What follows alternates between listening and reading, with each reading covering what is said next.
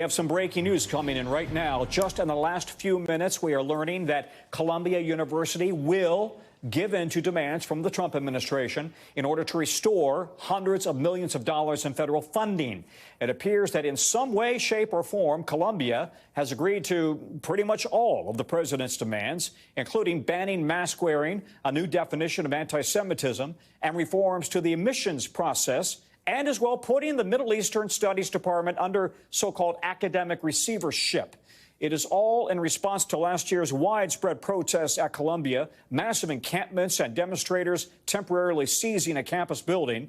Those protests sparked complaints from some Jewish students that the school was not protecting them. Tensions have ratcheted back up in recent weeks as the Trump administration cracks down on the school pulling funding and then conducting immigration raids, including the arrest of activist Mahmoud Khalil, who is currently fighting deportation from a facility in Louisiana.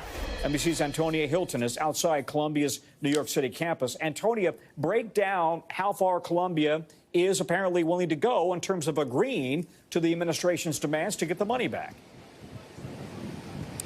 Well, Tom, they essentially gave this administration every single thing that it asked for. And I can tell you I have spent basically the entire day on the phone with faculty members, staff, with administrators here at Columbia, and people were fearing exactly this result. They were hopeful that the university might push back in some form, hoping to essentially show that it is a private institution, an institution that should be standing, in their view, for academic freedom, not just for their own sake, but for other universities' sakes. And so many of them are reacting in real time with shock and sadness right now.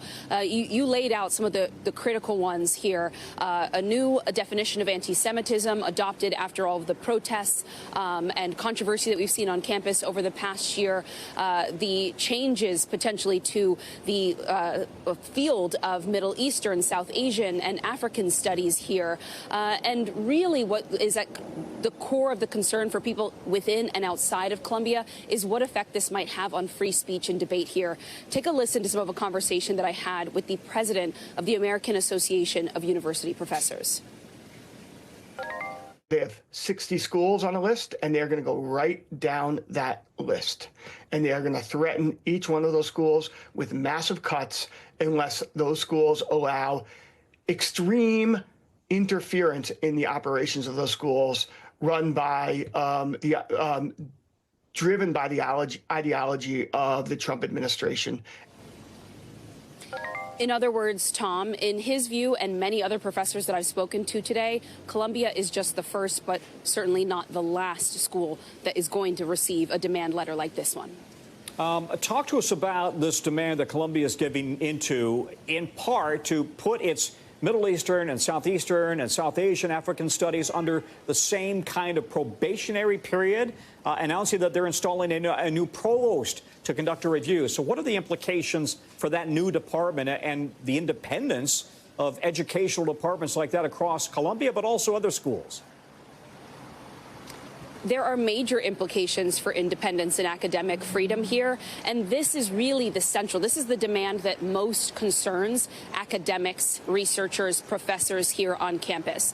So receivership is not unheard of. The idea that a school could take a look at a department, think that it has challenges, and then try to find a group or a third party to come and help make some adjustments and some changes. What's unprecedented, though, is for that request to come all the way from the White House, from the president himself, to take a look at and to change the way that certain material around the Middle East, South Asia, and African studies are taught.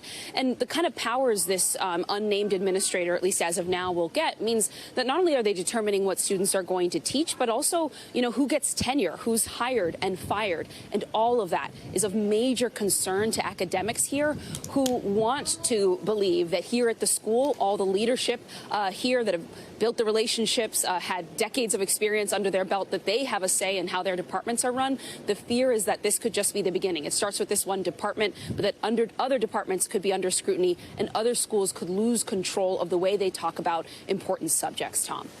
Antonia Hilton in New York, thank you very much. Thanks for watching. Stay updated about breaking news and top stories on the NBC News app or follow us on social media.